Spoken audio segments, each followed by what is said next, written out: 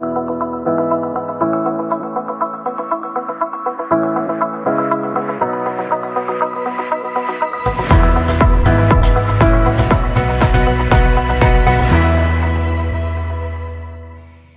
friends, welcome to 4-Star Studios.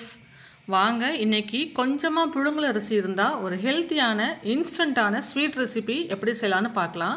இப்போ பாருங்க இந்த கப்ல ஒரு 1/2 கப் அளவுக்கு புழுங்கல் அரிசி நம்ம சாதாரணமா ரெகுலரா சாப்பாட்டுக்கு யூஸ் பண்ற புழுங்கல் அரிசி எடுத்துர்க்கேன்.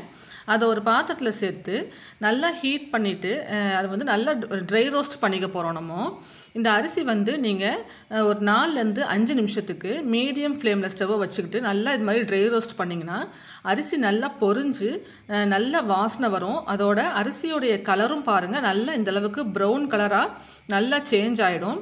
இந்த அளவுக்கு எல்லா அரிசியும் நல்லா பொரிஞ்சு வாசனை வறுபட்ட பிறகு இதை ஆற வச்சுக்கோங்க.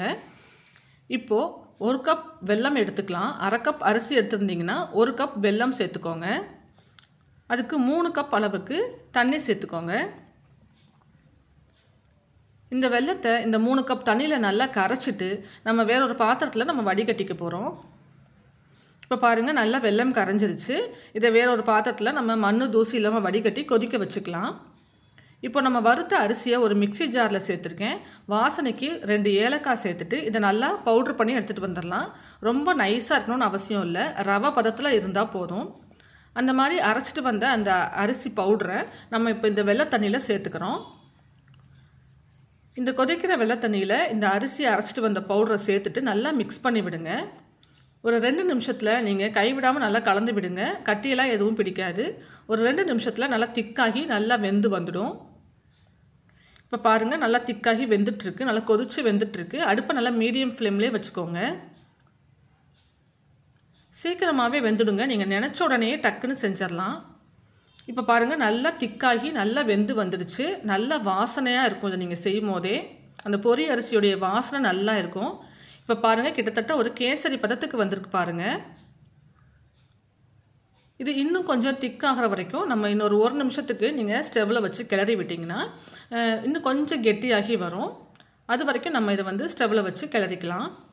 பாருங்கள் இந்த அளவுக்கு சீக்கிரமாகவே அடுத்தடுத்த ஸ்டேஜ் வந்துடுங்க. இந்த அளவுக்கு திக்கான பிறகு நம்ம ஸ்டவ்வை ஆஃப் பண்ணிடலாம். ஆஃப் பண்ணிட்டு நீங்கள் இதை அப்படியே சர்வ் பண்ணலாம். குழந்தைங்களுக்கு கொடுக்குறதா இருந்தால் நெய் சேர்த்து கொடுக்கலாம். நெய் வந்து ஆப்ஷனல் தான், கட்டாயம் கிடையாது. நெய் போடாமலேயே ரொம்பவே சூப்பராக இருக்கும்.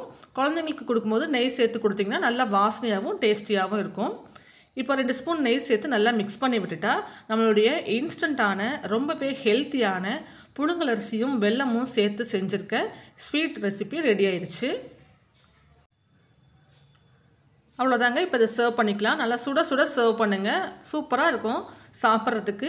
கொஞ்சமாக செஞ்சு கொடுத்தாலே குழந்தைங்களுக்கு நல்லா ஃபில்லிங்காக இருக்கும். அதே சமயம் ரொம்பவே ஒரு ஹெல்த்தியான, உடம்புக்கு ரொம்ப நல்ல ஒரு ஹெல்த்தியான ரெசிபியும் கூட.